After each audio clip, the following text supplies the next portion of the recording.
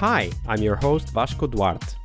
Welcome to the Scrum Master Toolbox podcast, where we share tips and tricks from Scrum Masters around the world. Every day, we bring you inspiring answers to important questions that all Scrum Masters face day after day. Hello, everybody. Welcome to the Tuesday team episode here on the Scrum Master Toolbox podcast. This week, we have with us Dahm Hongchai. Hi, Dahm. Welcome back. Hi, Vasco. How are you? I'm good. Thank you for asking. So today we talk about teams and how sometimes they implode because of their own behaviors. But before we dive into that, do share with us, what was the book that most influenced you in your career as a Scrum Master? Oh, when we talk about a book, I really like this book, Peopleware, Productive Projects and Teams, from Tom DeMarco and Timothy Lister. I like this book a lot. Why? From the beginning of the book, the authors wrote that the major problems of our work are not so much technological as sociological in nature. So what I understood from this sentence, I understood that whatever we are dealing at work now, we are not dealing with technical problems, but we are dealing with people or humans. That's why working is difficult. Absolutely. I remember reading that book many years ago before I even knew about Agile. It's a very old book. And exactly getting that kind of insight that it shares stories, of course, and it describes how very often simple things can transform the productivity of teams. And of course, it also shares how some things, although they are simple, are receive little attention. Was there a particular story or a lesson from the book that you take with you beyond of course, the most important one, which you already shared? I saw many case studies outside of this book. So I have been working with many companies here in Thailand, and I saw many people try to transform their businesses here. And actually, they they are good at they are good at technologies for their business, but they have many problems with co-workers, with their executives, with support functions that they cannot deal with those people. And yeah, for example, one company, yeah, they didn't listen to each other much. They just wanted to do what they wanted to make it happen without asking or trying to understand each other. They were so tired from working, but they didn't talk, they didn't ask, and they didn't care each other. If they listened to each other a little bit, how they were feeling at work, so they would deal much better with technological problems that they have now.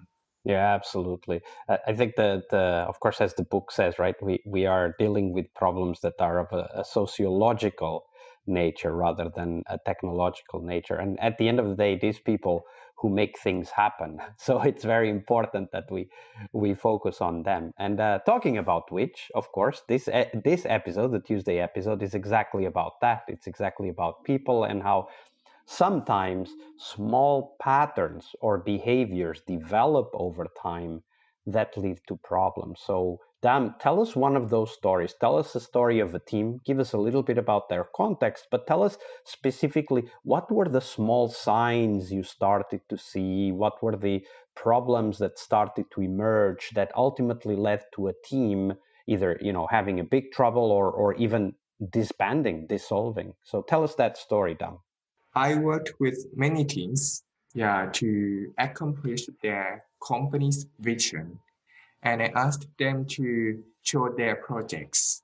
And then I asked them to put their projects in high, medium, and low. And I found that many projects of them didn't align each other. All of them told me that all of these projects were really important. Yeah, because if we could do this, we could accomplish our vision. But I found sub projects under a big project uh, didn't align each other. One team put it in the high level, and one team put at the low level. So And are you saying that some teams looked at the same project and considered it either very important or not important? yeah, and you see why they put their sub project, small project among big project in the different level. If they saw their projects are really important, right? They would put uh, all sub projects to the high level at the same level, and this activity blew their mind. Yeah, blew their mind like, wow, you didn't talk to each other actually. So Yeah, that's why your project. tell me a little bit more about this. So you ask people to classify their projects in importance, and then you realize that some teams or some team members at least were thinking that projects that were important had other contributing sub-projects that were not important. And also that teams had different understanding of what was important, right? So that's what you observed, correct? Yeah. And what was the reaction of the team? Like you said, it blew their minds, of course. But like, what happened? Like, what were the phrases they said? How did they transfer or translate what they saw into, either conclusions or conversations that they had with the other teams? Yeah, the team with the project at the high level asked another team with the low level, like, why are you putting my our project at the low level? And then the product owner of that team, like, really? I didn't know this. All right, I'm gonna put our project to the high level. And then I looked at their faces like, see, you didn't talk to each other. Yeah. Yeah, that's why that's why your project's misalignment. Yeah, so that's definitely an interesting, like, so they realized that the projects were not as important as they expected. They raised it, and they got a positive reaction from the other team, right? And you said this is because they didn't talk to each other. What leads teams, to go on and continue to work even if they have dependencies to other teams and not talk to each other? I mean, one can only imagine that sooner or later these teams would get into a conflict because one wants something and the other says, but that's not important, right? So Yeah. what makes team ignore each other? What make them ignore each other? They said they were too busy to talk to each other. Yeah. And when I checked their time availability, yeah, this factor showed that they got like too less time to work on their projects because they had something else to do. Absolutely. So that's actually a very important aspect to the conversation between teams, right? It's like if you don't even have time to sit down and talk with each other, then of course that you don't have hope to align. You don't have a possibility to align. So perhaps one tip here for our Scrum Master friends is to actively look for dependencies between teams and help them to connect and talk about those dependencies. Not necessarily tell them or even handle the dependencies for the team, but rather to have the teams talk to each other and deliberately tackle those dependencies, right? Like, because if I need your team to contribute something to my team and I don't talk to you, I can't expect either that you would even know about it, right?